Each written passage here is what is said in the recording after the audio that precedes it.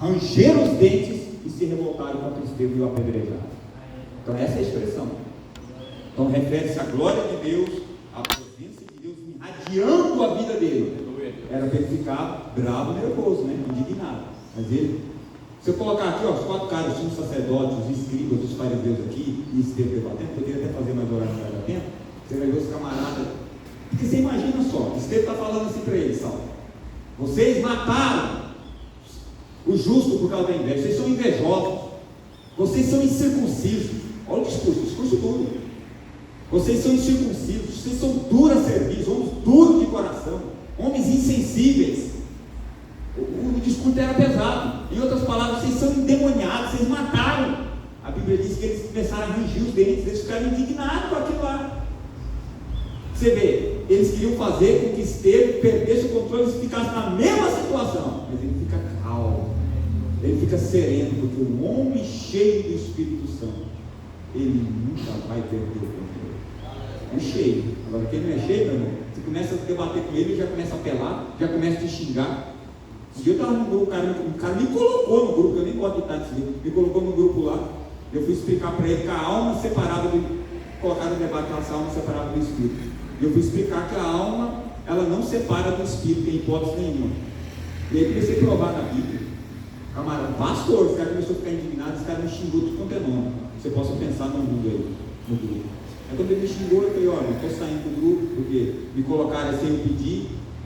E o camarada perdeu o equilíbrio aí, o cara, um pastor perdeu o equilíbrio desse jeito, de palavra de baixo calão. Eu falei: para mim não dá certo. Aí depois ele entrou lá pedindo perdão, dizendo que ele tinha se equivocado. Aí comecei a perguntar para ele, pedindo debate. Eu falei assim: mas a alma separa do Espírito? Eu falei: você não precisa ficar nervoso. Eu falei: quem que anima o corpo? Ele falou: é a alma. Eu falei: muito bem, a alma anima o corpo por si não é nada. Mas quem que é que anima a alma? Quem é que vivifica a alma? Não sei. Então, você não sabe que é ficar bravo. É o Espírito é que vivifica a alma. Agora, se não tiver o Espírito, a alma fica que nem uma alma irracional, fica que nem um animal. Aí você quer tirar o Espírito, você vai ficar que nem um animal. Aí quem me xingou mesmo? Por quê? Porque os camaradas não estão preparados para debater, e quer debater, mas então eles tentaram fazer isso com Estevão. Mas só quando olha para ele, vê a presença de Deus irradiando como um anjo na vida dele. O cara está calmo, o cara está puro, o cara está sereno, tranquilo, com um monte de gente, um só. Fala. Está respondido, moça?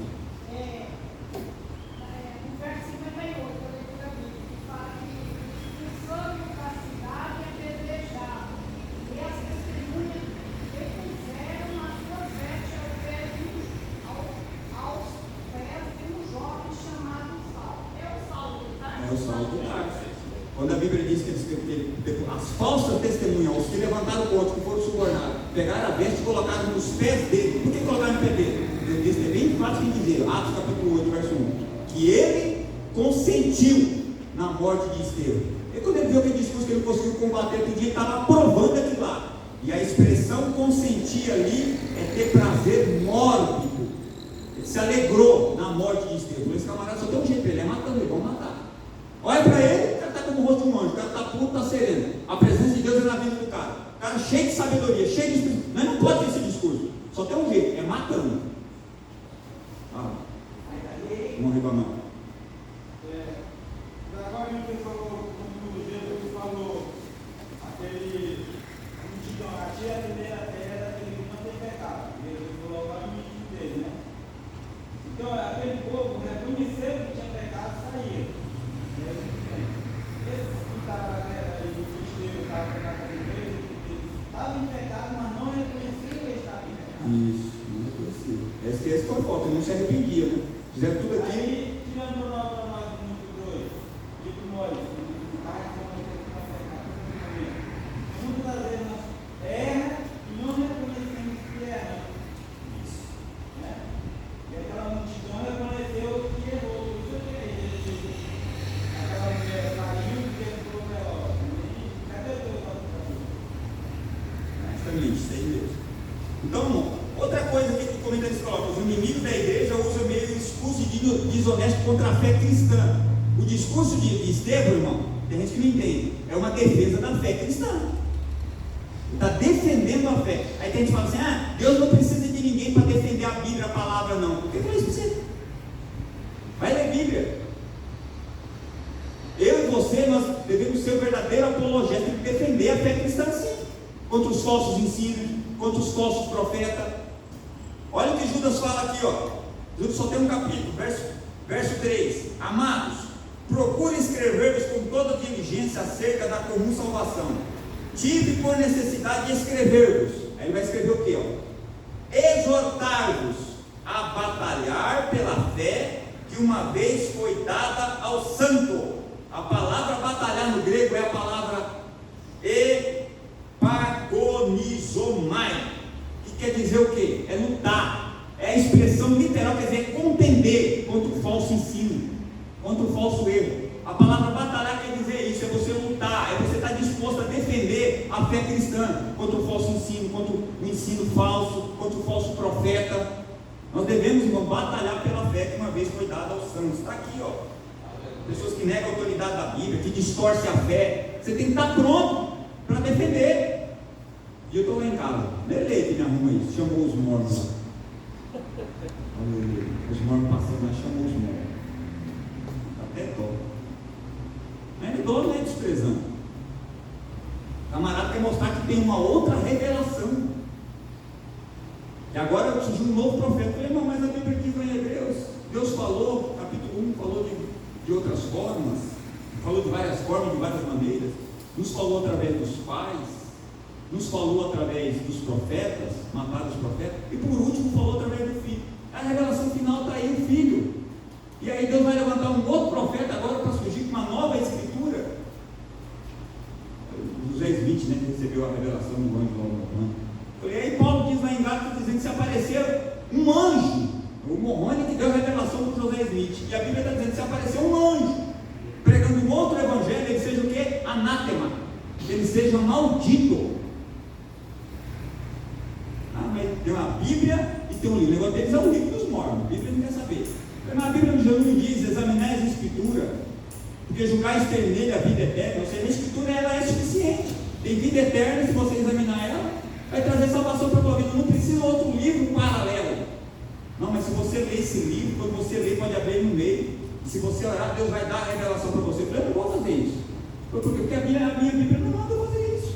Eu leio um livro paralelo para me trazer a salvação. E aí, como? Demorou, né, Lelê? Demorou. Mas os irmãos não se enganam, não. Eles são muito fortes. Aí fora mesmo, eles são uma potência em questão econômica, é assustadora. Há muito tempo atrás, eles têm hotel, olha, renda muito mais de 10 bilhões aí para os irmãos terem uma ideia. Mas vamos deixar para lá que esse não é outro assunto. Mas você tem que estar pronto para defender a fé. Mas às vezes os camaradas, na sua pergunta, fica bravo. Um dia o careca, amigo, já contei isso aqui uma vez, me chamou para ir lá na casa dele. Tinha 5 adventistas lá. Primeiro, na verdade, me chamou, ele chamou o pastor. Era o pastor Osmar na época. Eu estava ali, o pastor Osmar falou: eu não vou não. Você não vai lá? Eu falei: vou lá. Aí fui. Ele estava direto batendo lá na casa dele. Ele estava lá em cima. Rapaz, o negócio foi feio. O negócio foi feio. Mas não pode debater a Bíblia. Quem falou isso para você? O camarada estava tentando apartar o outro da fé para levar para a igreja dele. E aí conversa vai, conversa vem, chega no final, menino, foi para vários pontos, questão de sapo e tudo. Ele falou para mim assim: vou ler um versículo para você. Eu pode ler, já está quase no finalzinho. Aí ele leu aquele versículo: olha o hipócrita, você vai dizer para o pessoal. Eu falei: o que quer dizer esse versículo? É você é o hipócrita. Você lê um versículo isolado, você gosta de versículo isolado? Eu gosto. Eu falei: então tá bom, então vou perguntar, vou ler um para você também. Não precisa ler, não. Eu falei: não, vou ler. Leia Atos 13, ó filho do diabo, cheio de todo engano, de toda maldade. Não cessará de perturbar o reto caminho do Senhor. Você está aqui perturbando o reto caminho do Senhor, tentando apartar o careca que já está na fé. E um camarada tentou apartar o Elimas da fé, o Sérgio Paulo da fé. Rapaz, vai procurar outro lugar para você pregar o evangelho. Ele falou: não dá para discutir com ele. Eu falei: não dá, você não tem Bíblia, você não tem. Não queria que café no Bíblia. Vai ser camarada que está no Bíblia. Você tem que permanecer calmo, sereno nessa hora. Se você está nervoso, você perde tudo, você não consegue bater. Tem que defender a fé. A fúria dos acusadores. Após resumir com sabedoria a história de Israel e de sua apostasia, Estevão mudou o foco do discurso, confrontou a dureza do coração dos líderes israelitas, dizendo: homens de dura cerviz. O que é dura cerviz, irmão? A palavra dura cerviz, ela é de origem latina, ela significa nuca ou pescoço. Eu vou resumir, ela significa nuca e pescoço. Estevão está dizendo: vocês são homens de dura cerviz, vocês têm a nuca e o pescoço endurecido, a dura cerviz de vocês, quer dizer, vocês são insensíveis, vocês são obstinados, vocês são teimosos, cabeçudos, vocês não querem saber a verdade. O discurso de Estevão foi terrível. Então, o que eles vão fazer? A Bíblia diz que Estevão diz: vocês resistem o Espírito Santo. O que é resistir o Espírito Santo? É você recusar de forma consciente a vontade divina, ou você lutar contra a verdade. O horário já está mandando parar, falta 10 minutos. Então vamos para frente. A preciosa morte de Estevão, só vou ler aqui e vou explicar. Ele foi cheio do Espírito Santo. É aqui que Estevão vai cheio do Espírito Santo, ele vai ver a glória de Deus. Engraçado que Estevão começa o discurso dele falando da glória de Deus. Quando Deus dá glória, vai para Abraão, ele cita José, ele cita Moisés. E um discurso de Estevão é lindo. Presta atenção, escuta isso aqui. Os cursos de Estevão eram teológicos. Fala um negócio que muita gente não gosta, o pregador nem não gosta, não vou falar. Irmão, é lamentável, não sei até onde vai esse negócio. Pregação no Antigo Testamento. Você pode pregar no Antigo Testamento, mas você tem que colocar Jesus na sua mensagem. Eu vou pregar sobre Davi. O João, você vê muito isso. Vou pregar sobre Davi. Amém, prega sobre Davi, está lá na Bíblia. Mas só conta a história de Davi. Cadê Jesus na introdução da mensagem? O pastor Vilmar era muito preocupado com isso. Tinha um irmão aqui que eu vou falar no Conjecto, um dia ele falou para mim: fulano prega muito. Meia hora, 40 minutos ele fala de Jesus. Só que não tem Jesus na mensagem dele. Vou pregar sobre José. Prega sobre José. Mas que mensagem é essa que você prega sobre José e você termina ela e Jesus não está nela? Jesus não é o tema central da Bíblia? Mas não tem como introduzir Jesus na mensagem. Claro que tem. Você pode pregar sobre José. José foi dado o nome para ele: Zafanate Paneia. Zafanate Paneia. Que quer dizer o quê? Salvador do mundo. Irmão, José tinha um nome, Zafanate Paneia, Salvador do mundo. Mas o verdadeiro Salvador do mundo está aqui nessa noite, que é Jesus Cristo. Você já colocou Jesus na sua mensagem. Vou pregar sobre Moisés. Você prega sobre Moisés. Mas Moisés falou que Deus levantaria um profeta maior do que ele. E esse profeta é Jesus, irmão. Ele está aqui. Agora você prega no Antigo Testamento, prega sobre Davi, prega sobre José, e Jesus não está nessa mensagem.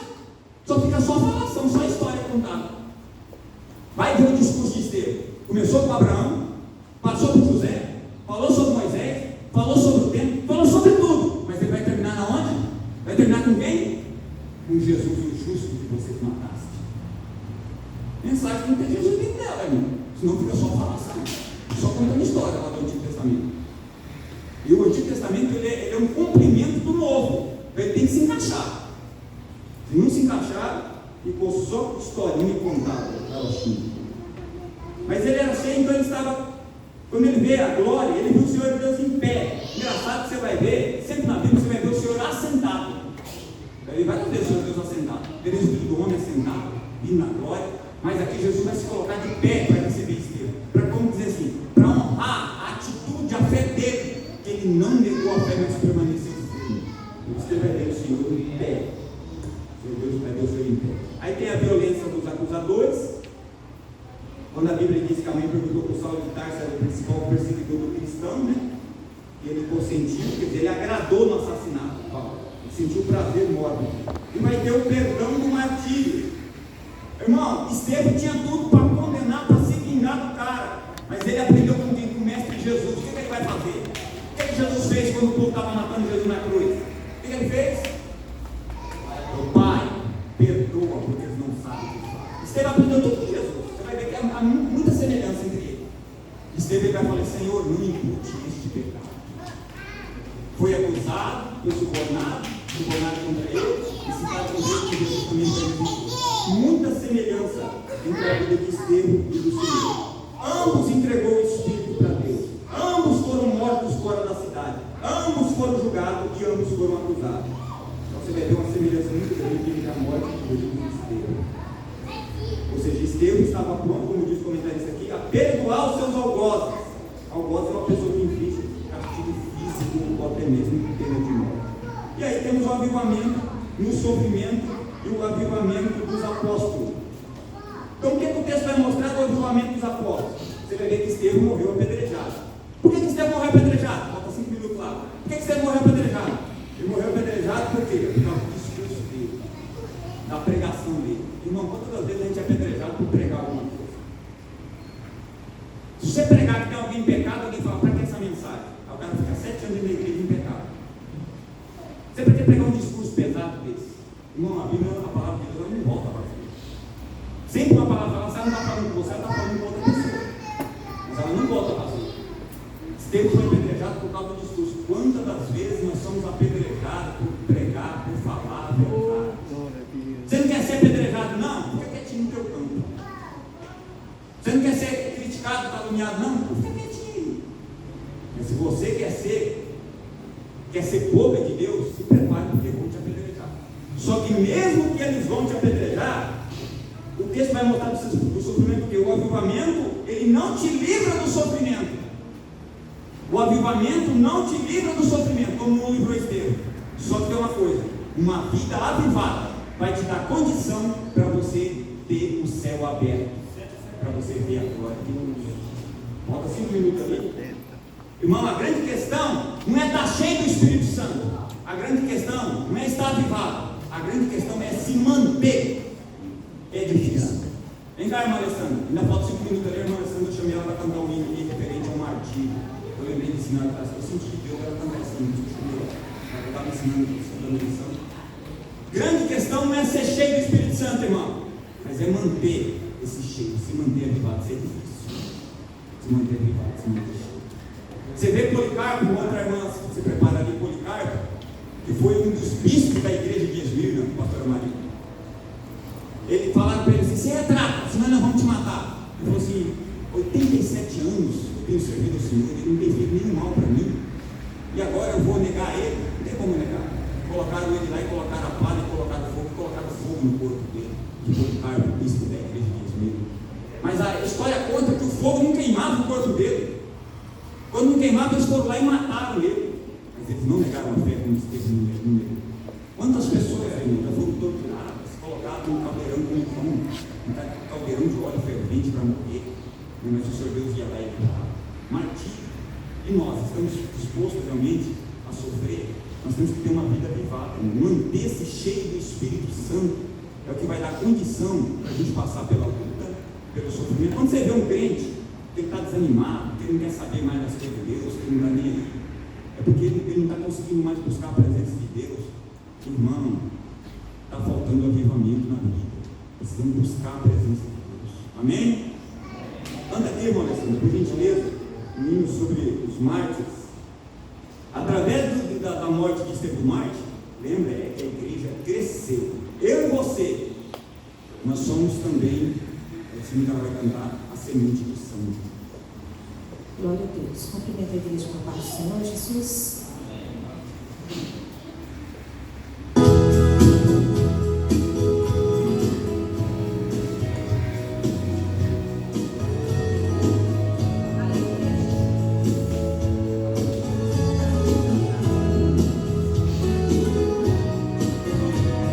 Olhando o passado eu vejo o sangue na arena dos nossos irmãos primitivos morrendo então. E como se fosse num vídeo eu vejo as cenas dos nossos irmãos devorados por fortes leões.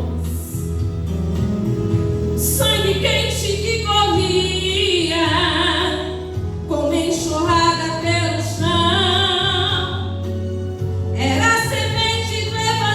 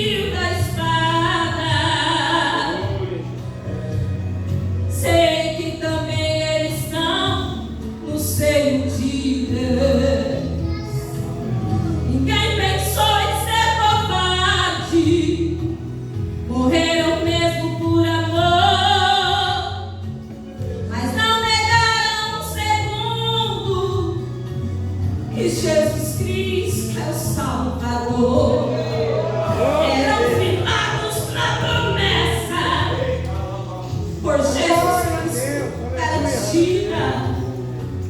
Quem for fiel até a morte, terás a coroa da vida. Eu sou a semente do sangue dos irmãos que morreram sangrando para manter o evangelho vencendo. Eles iam morrendo, de Cristo falando.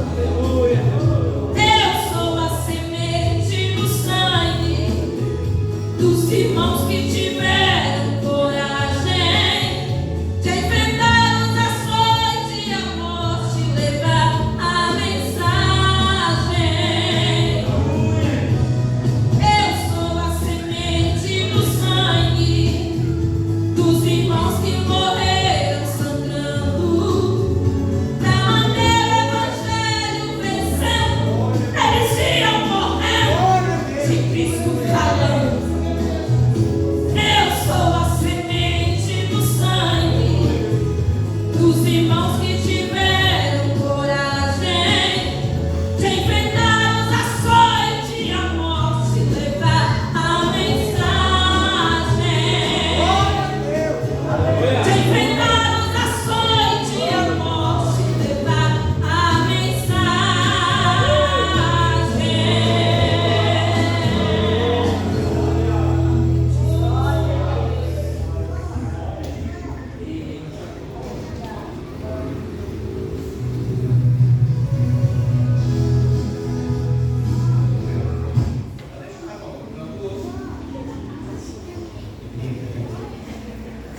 Meus irmãos, que maravilha, eles são boas, equipamento.